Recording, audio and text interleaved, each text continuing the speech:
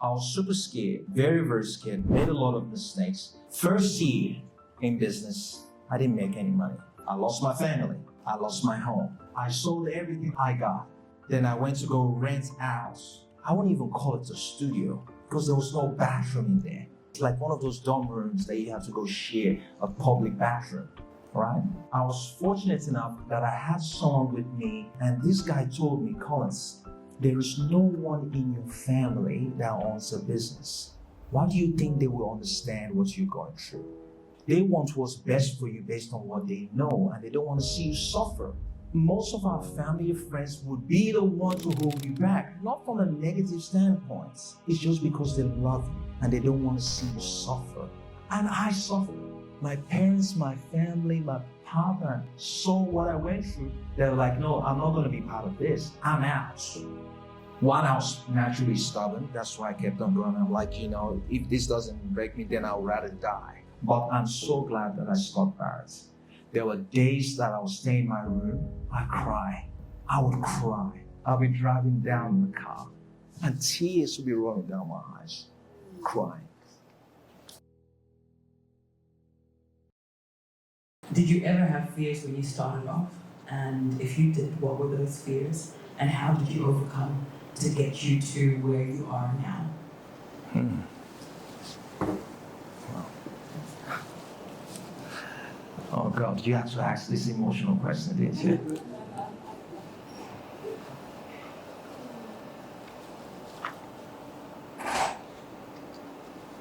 You've all heard the statement, fearless. Well, what do you think that means? It doesn't mean the person is not scared.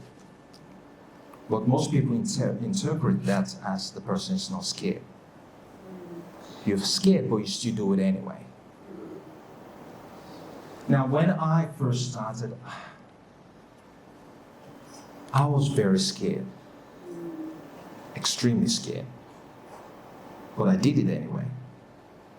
To paint a quick picture for you, I went to uni, studied accounting. Lucky enough, I got a job with Deloitte, and I realized very quickly, accounting is not for me. Then I resigned. Then I got a job with Commonwealth Bank very, very quickly. Fast forward half a decade within the banks. I was an executive manager in the corporates, had a corporate car, 6 figures, living the dream. My dad, most especially my dad, was so proud everywhere I went to. Oh, my son is a top executive. My son is a top executive. He lives here. He drives a company car. He was so proud. Now imagine a father, and my father is not someone that you can easily please, right? Imagine now going back to myself and saying, Dad, I'm going to quit this job and go start a business. Now understand, my dad had never ran a business, had a business. He truly believes in the whole idea of working for a corporation. So when I told him that, he goes, I think there's something wrong with you, and maybe we need to pray for you, and maybe there's some demons, those are village people. I think they're chasing you, Collins. When I went ahead with it, he was so upset. So upset. I was super scared, very, very scared, made a lot of mistakes. Then what I realized was, I kept on going. First year in business, I didn't make any money.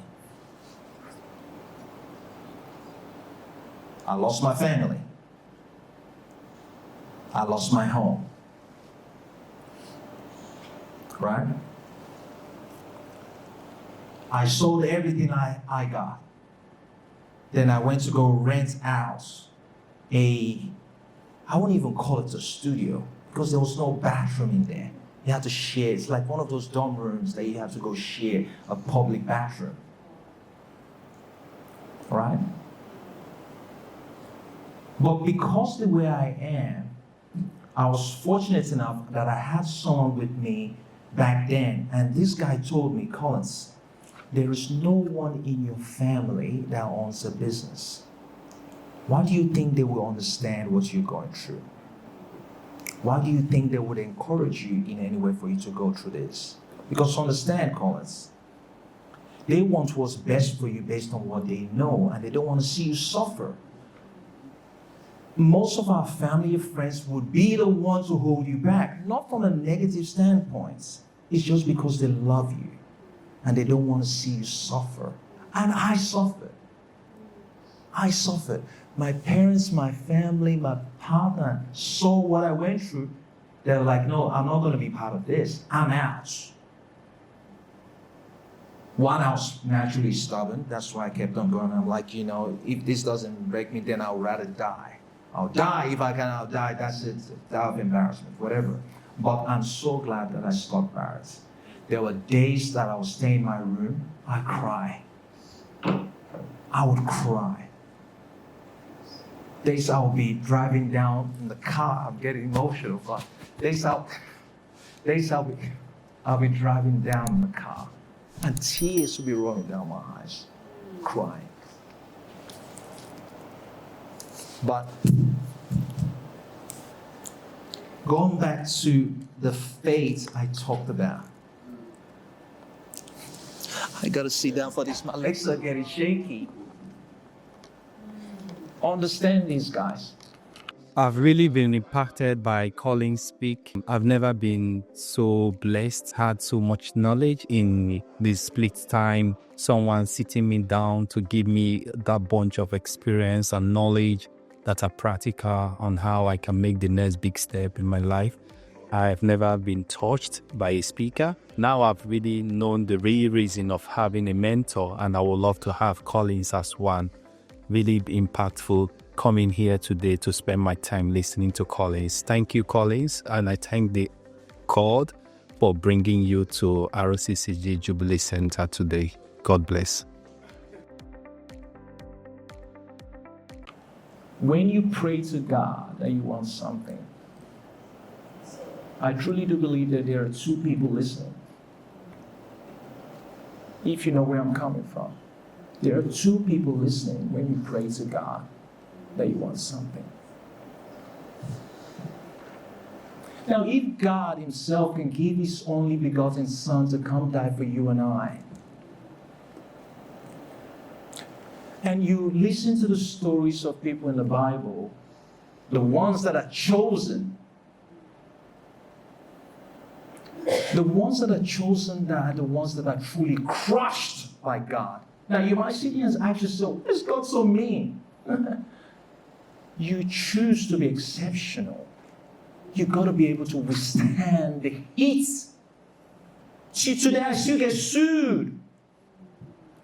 It's just another day. It's okay. But understand this. If you don't have what it takes, if you're not willing to die for what you believe in, don't do it. Don't do it. Not everyone needs to be a business owner. Get me? Don't understand. You do not have to be a business owner. But if you decide, you choose, you want to take that path, stick with it. Because you will get so many obstacles that will come your way, that will test you, that will tempt you, that will torture you. And actually, do you really want to be a business owner? But you got to stand by faith and go, I want this. This is what I want. Even when I was broke, I would imagine myself. I remember back then, I moved back to Bankstown for cheaper accommodation. And I remember driving back to areas in the city, Piedmont, most especially Piedmont, which is where I live now, hoping that, I would love to leave here one day. I would drive past car dealerships and go, you know what, I'd love to drive that kind of car. But I'm broke. I've got $5 in my bank account. But I know it's just a matter of time. I will have all this. So you got to hold on to the vision. You got to trust in something greater than you. I just believe that that's what I was meant to do. I don't know how to explain it, but just inside me, that's why everyone said, Collins, you shouldn't do this. And what I can see right in front of me, the indication is like, you shouldn't be doing this. You can stop this right now and go back to a 6-figure income next week, because my ex-boss told me, hey, if it doesn't work out, come back. We'll give you a job. I say, you know what? I'm never coming back. Don't give me that job. I don't want it. Right? But yeah, it's not easy. It's definitely not easy. But if that's what you want to do, that's your calling. Only you have to go through it. Only you got to be prepared to go through it alone. And if no one else supports you, just understand that you've got the only one support that you need. God, that's it. You don't need anyone else's support. All right? Don't ask me another emotional question, please. You almost got me to cry, but I had to hold it in. Don't do it again. Don't. Thank you. Your response somewhat answers the next question I had. But I feel the reason I'm asking this is because I know that for me, this was something that was very important for me to learn. But what was your why? That's well. Yes. Because I feel like sometimes people want to start off businesses because I want to make money. You start off a business because you want to improve something, or you think, the business owner is the one who's they're amazing, they're wealthy, they're this. But what was your why that got you to be so driven every day? I had a multitude of why along the way, and the why changed. There's not one single why, and you stick to that why, right? At first, when I said, I'm going to step out from the comfort, the certainty of a corporate job into starting business, because I identified a gap within the market that's based on corporate process. It's so rigid that to make changes, it wasn't that so fluid. So I saw that opportunity. I said, you know what? I'm going to go do it, and it's going to be easy. I was wrong. It wasn't that easy, right? So that was my first why. I said I was going to start the business. If we backtrack that, the second why I stated it is I wanted to prove everyone around me. I wanted to prove something. That was the second reason. This is my second why. The first 3 months, money wasn't coming in. Then, parents, brothers, sisters going, hey, Collins. My brothers, they can be very, very, annoying, as any siblings should be anyway. And they say, if my brothers and my sister, they took a bet saying, how long is it going to take before Collins goes back to the corporate world? So the second why was I wanted to prove them wrong and make sure they never win that bet. That was my second why. Then when I started making a little bit of money, my third why became my kids. Then my fourth why became for others. I got to a stage where people started looking up to me and going, oh wow, if Collins can do it, I could potentially do it.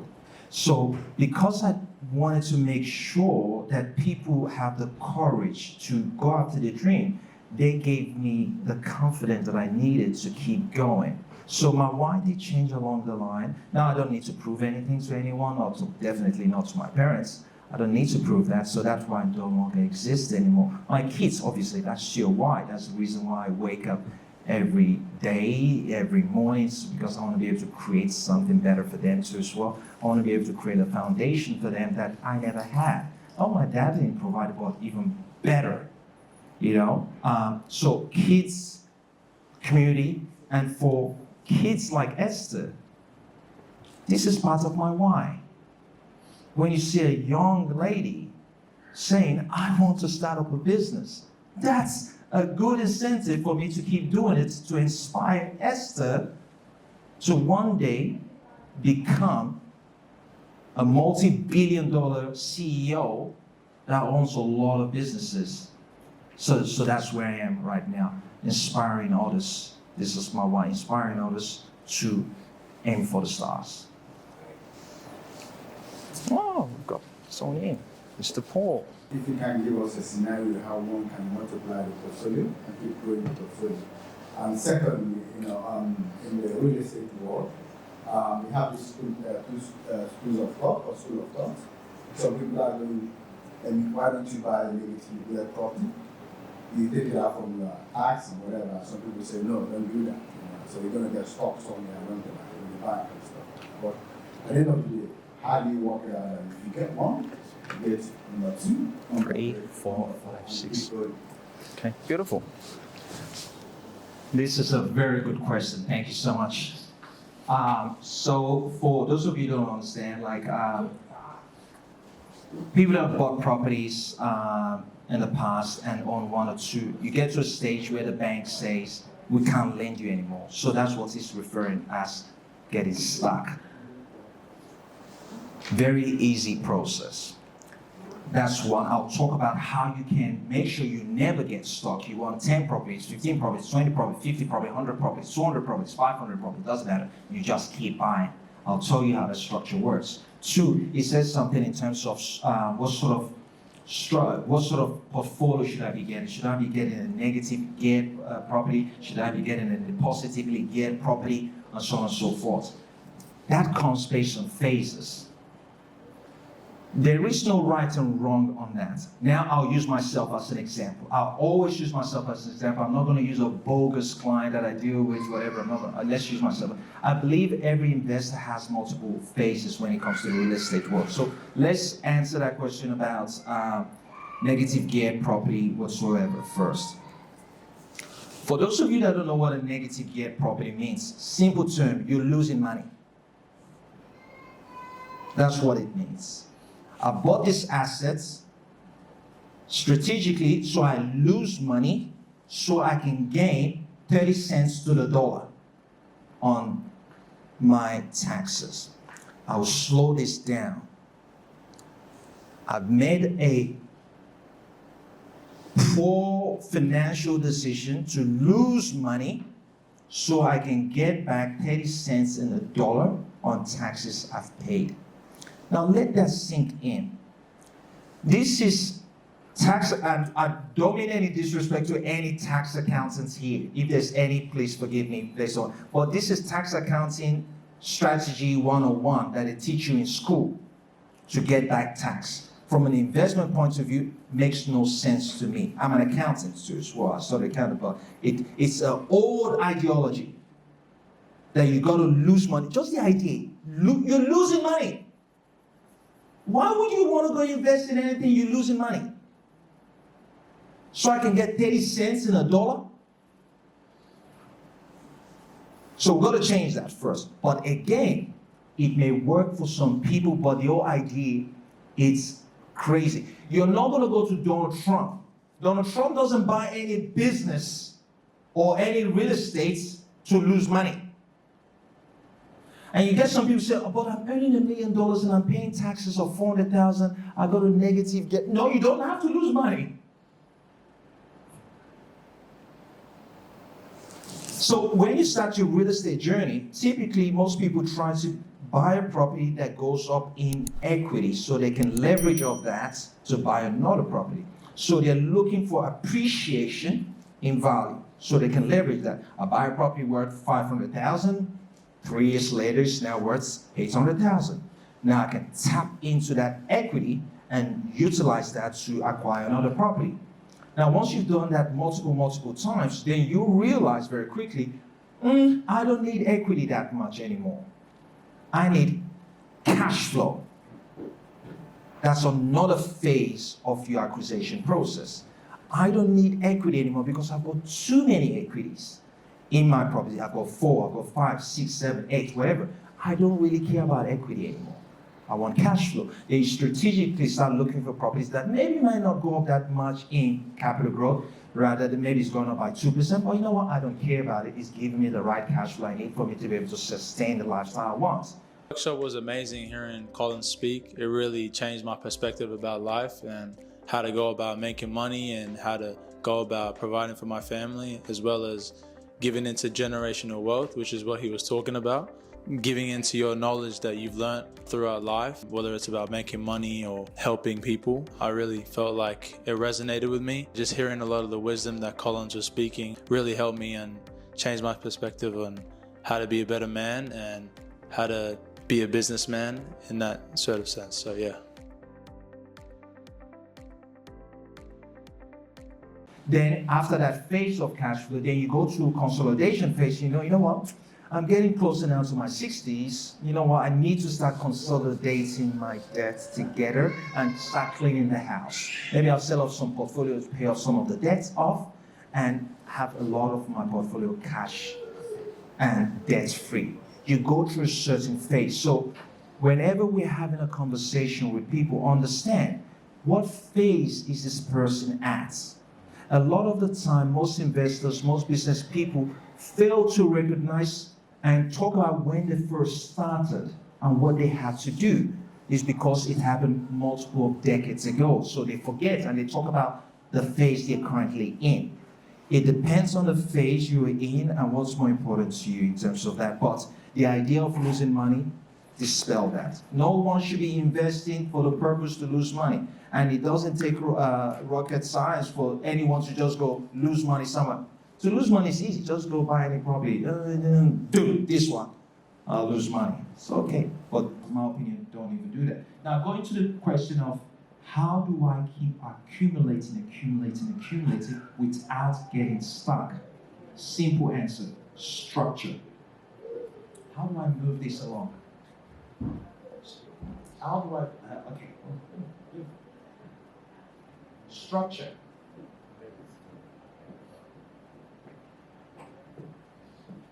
Structure is the answer to getting unstuck.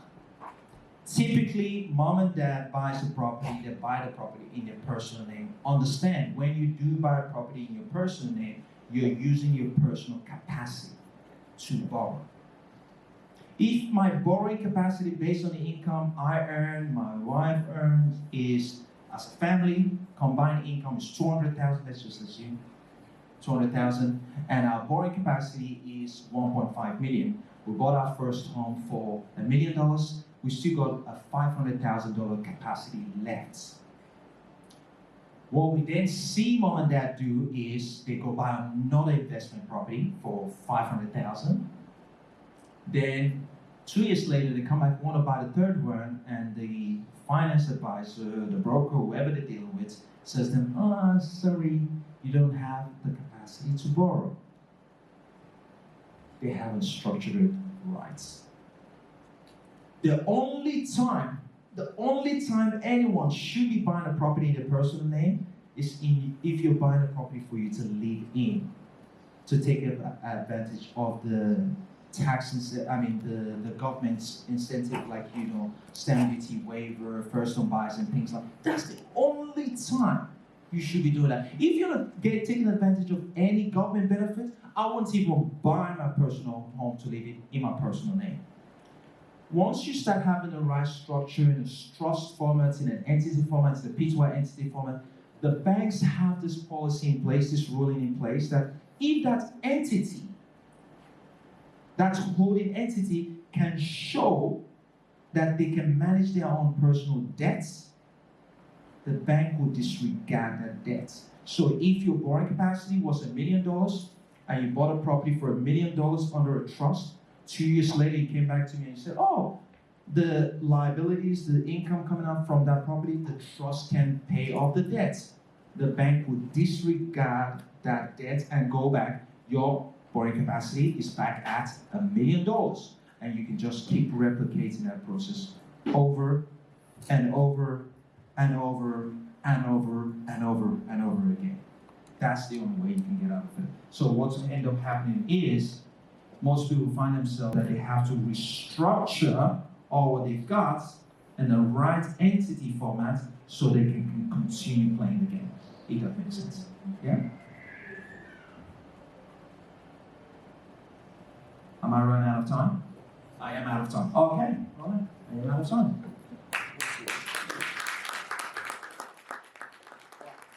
All right.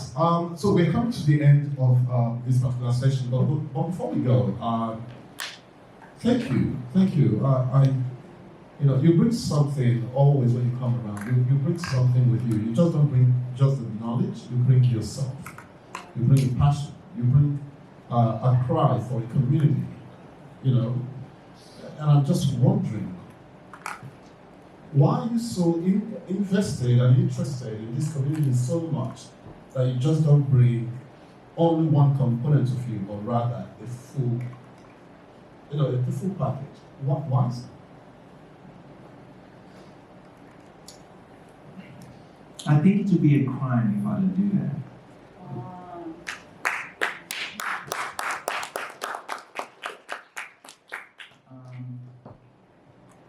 Listen, I'm a very simple boy. I am a very simple boy. Believe me when I say this to each and every one of you. I'm a walking miracle. I'm not meant to be here. I didn't believe my life is meant to turn out this way. The only reason why I'm here is just because I've got God's favor. That's it. And I keep saying to everyone, like, if you truly believe in your God and you've got a dream and you're willing to put in the work, understand this. I don't think God ever just gives everyone, because you're my child, there you go, go. You've got to be willing to put in the work. But if you're willing to put in the work and you truly, truly do believe, it's not just about saying I believe. And in the sense, what I also mean by truly believing, understand this. I hear a lot of the time people pray to God about their problems. Everyone is doing that. Understand this. I'm a true believer that don't do what everyone else is doing. Why don't you flip that and start telling your problems how big your God is? Fantastic. That's beautiful. And watch how crazy that stuff turns out. Because now you're flipping on it and say, God, hey, listen, I trust you. Do you deal with that stuff? Problem? You haven't met my God. That is correct. Right? So yeah. Please put your hands together. And I know when I introduced Collins earlier, I didn't quite tell you what he does, right? And of course, he's kind of told you what he does. But most importantly, he is the CEO of Wealthy You, Australia. And you know what? He's open to be spoken to. Please talk to him, because the next time we bring him in, I'd really want to know how many people here. I won't be asking you, I'll be asking him. How many people have you helped on the path to wealth? Amen. Because that is the whole point. That is the whole point. Especially as God's children, we've got to take advantage of the blessing God has given us. Jesus said to his disciples, he said, the children of this world are in their generation wiser than the children of the kingdom. Why is that? And he was not just saying that so that that is a fact, but rather he was saying it to help us understand that it's time to wake up. It's time to wake up. Because a rich man speaks roughly. And I would love for us to be able to speak roughly to the glory of God. Amen. Amen. Please, once again, put your hands together for Collins. Thank you so much for joining us. Thank you very much. Thank you so much. Thank you.